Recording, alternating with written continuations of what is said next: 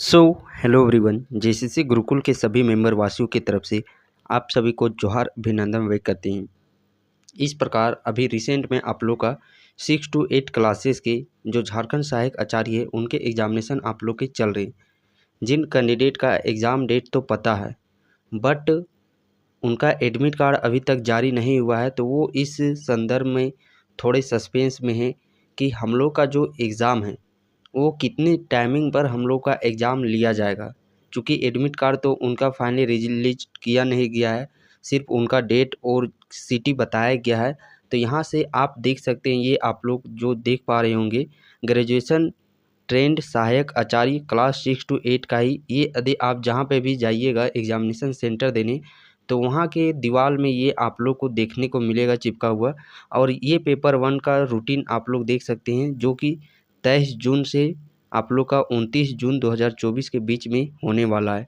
यदि हम लोग एक दिन में एग्जामिनेशन की बात करते हैं, तो एक दिन में एग्जामिनेशन आप लोग को 3 शिफ्ट में एग्जामिनेशन कंडक्ट करवाए जा रहे हैं सिर्फ पेपर 1 का। जो पहला शिफ्ट का है वो entry timing 6:45 AM, gate close time जो रखा गया है वो 8 AM, और स्टार्ट जो एग्ज़ामिनेशन स्टार्ट है वो 8:30 से 10:30 बजे के बीच। वहीं PWD कैंडिडेट के लिए उनके लिए 11:10 में पहला शिफ्ट का। दूसरा शिफ्ट का जो एग्ज़ामिनेशन एंट्री आप लोग का प्रारंभ हो जाएगा 10:45 से 12 PM के बीच, ये एंट्री टाइम रखा गया है। तो आप जिन कैंडिडेट का एडमिट कार्ड नहीं आया है, दूर यदि आप लोग का सेंटर दिया हुआ है, तो आप यहाँ पे देख सकते हैं किस किस टाइमिंग पर आप लोग का क्लोजिंग टाइम, एंट्री टाइम रखा गया है। और इनका एग्ज़ाम स्टार्ट 12:30 से 2:30 बजे तक। साथ ही साथ PWD कैंडिडेट के लिए 3:10 में समाप्त हो जाएगी एग्ज़ामिनेशन।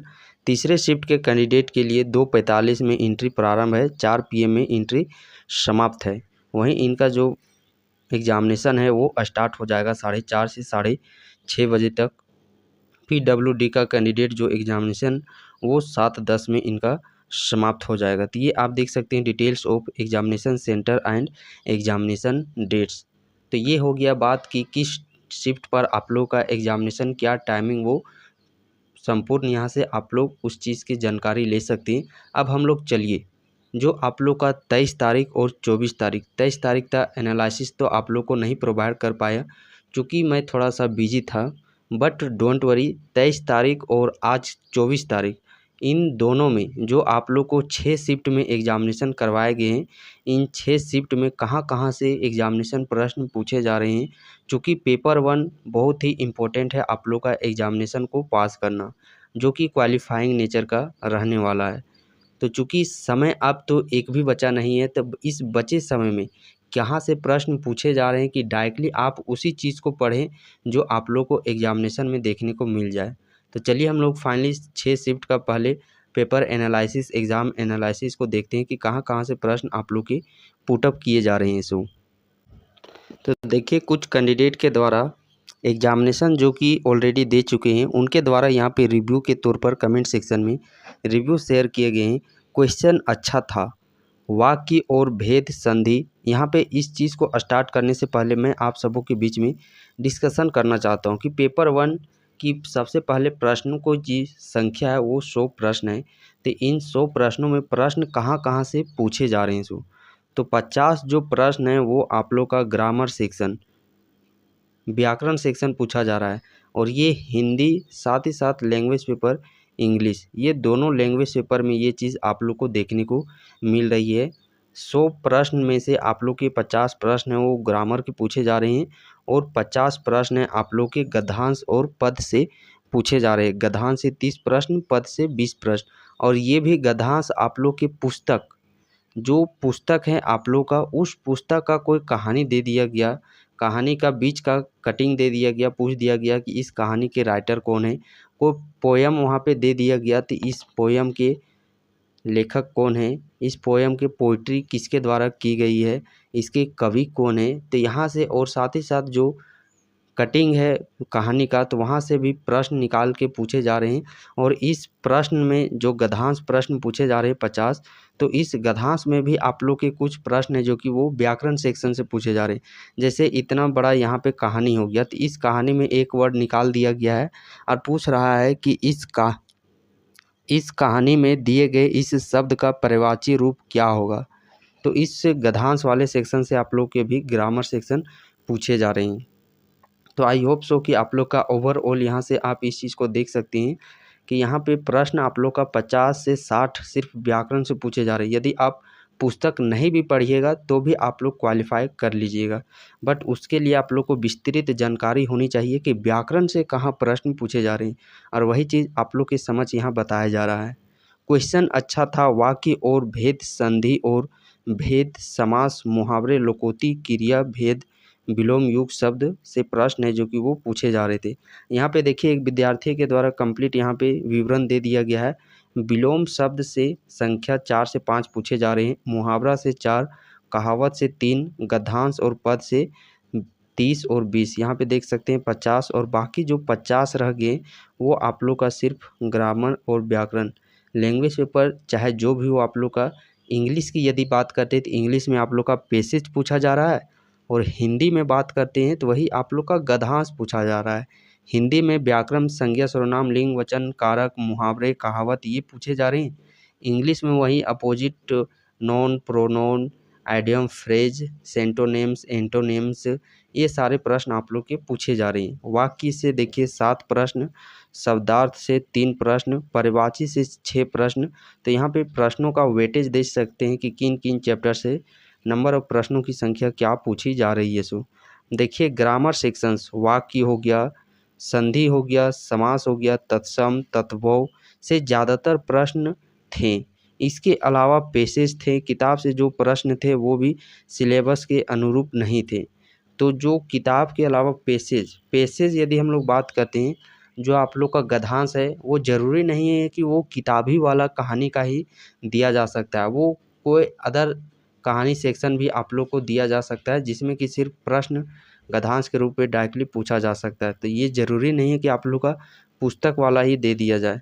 देखिए अधिकतर प्रश्न व्याकरण से प्रश्न पूछा गया, जिसमें कि मिश्र वाक्य, संयुक्त वाक्य और सरल वाक्य, ये व्याकरण वाला सेक्शन है वाक्य चैप्टर से।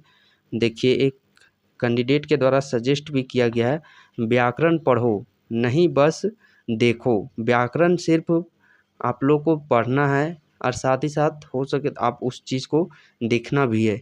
इजी क्वेश्चन था, बिन तैयारी का भी हो जाएगा, बस अपना पेपर में फोकस करो।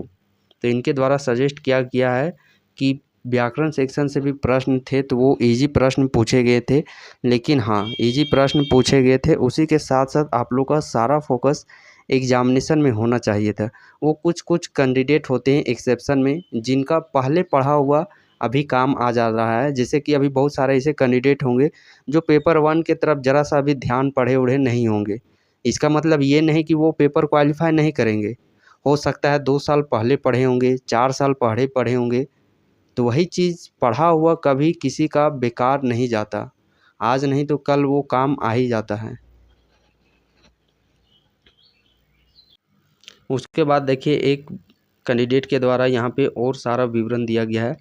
प्रतीक्षा का पर्यायवाची पूछा गया था, तरूणी का पर्यायवाची पूछा गया था, अर्थ के आधार पर वाक्य के कितने भेद होते हैं, भगवान करे आपका भला हो मैं कौन सा वाक्य भेद होगा अर्थ के आधार पर, भारत एक देश में कौन सा वाक्य है, उपसर्ग प्रत्यय पहचानिए, यहाँ से भी प्रश्न पूछे गए थे।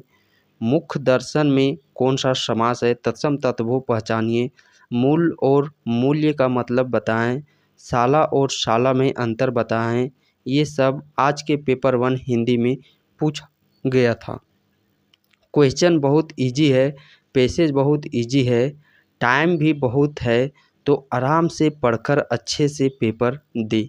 इनके द्वारा भी बताया गया है कि टाइम बहुत है, यदि आप सावधानीपूर्वक सभी प्रश्नों को ध्यानपूर्वक से पढ़ते हैं और बिना इधर उधर यदि आप सारा फोकस हुए एग्जामिनेशन में रहता है तो समय भी आप लोग के पास बहुत है, क्योंकि प्रश्न है जो कि वो इजी प्रश्न पूछे जा रहे हैं। यहाँ तो कैलकुलेटिव है नहीं प्रश्न आ रहे हैं तो टिक आउट मारिए, आगे बढ़िए। प्रश्न आ रहे हैं टिक आउट कीजिए, आगे बढ़िए। नहीं आ रहे हैं स्किप कीजिए, उसको छोड़िए, आगे बढ़िए। तो इस कारण से समय भी यहाँ पे आप लोग को काफ़ी देखने को मिल रहा है। तो ये हो गया आप लोग का ओवरऑल जो 2 दिनों में 23 और 24 जून को आप लोग का जो 6 शिफ्ट में एग्जामिनेशन कंप्लीट करवाया गया है। तो ये कंप्लीट आप लोग का प्रॉपर एग्ज़ाम का रिव्यू, पेपर रिव्यू की इस तरह के प्रश्न आप लोगों के पूछे जा रहे हैं। और वही चीज़ पहले भी आप लोग को बताया गया है, 1 to 5 का भी आप लोग का एग्ज़ाम रिव्यू दिया गया था कि 50 से 60 प्रश्न आप लोग के सिर्फ ग्रामर से पूछे जा रहे हैं। यदि आप लोग ग्रामर ही पढ़ लीजिएगा तो वहीं से आप लोग पास कर जाइएगा सिर्फ ग्रामर सेक्शन से, चूँकि ये आप लोग का क्वालिफाइंग है। ऐसा नहीं कि ये मेरिट में डिसाइड हो रहा है कि जितना अधिक से अधिक नंबर ला सकते। और हाँ, आप लोगों के लिए मैं सजेस्ट करना चाहूँगा कि यदि अभी तक आप लोग कुछ भी नहीं पढ़े होंगे या थोड़ा बहुत 1-2 दिन आप लोग पढ़े होंगे, तो मेरा सजेशन आप लोगों का रहेगा, सजेशन नहीं, मैं आप लोगों से आग्रह करना चाहता हूँ। आग्रह मेरी ये रहेगी कि 5 दिन 5 मैराथन करके एक आप लोग को प्लेलिस्ट मिल जाएगा। वो आप लोग को डिस्क्रिप्शन बॉक्स में भी उस प्लेलिस्ट का लिंक दे दिया जाएगा। तो 5 वीडियोज़ हैं वहाँ पे आप लोग के, वो भी 1-1 घंटे का मैराथन सेशन लिया गया है, जिसमें कि व्याकरण सेक्शन से जितने भी प्रश्न प्रैक्टिस सेट के तौर पर हर एक चैप्टर को शामिल किया गया है उन मैराथन वीडियोज़ में। तो आप उन सिर्फ 5 वीडियोज़ को देख लीजिएगा। तो यही 5 वीडियो से आप लोग के काफ़ी प्रश्न जो कि एज इट इज़ उसी तरीके से आप लोग को एग्जामिनेशन देखने में मिल जाएंगे वही प्रश्न।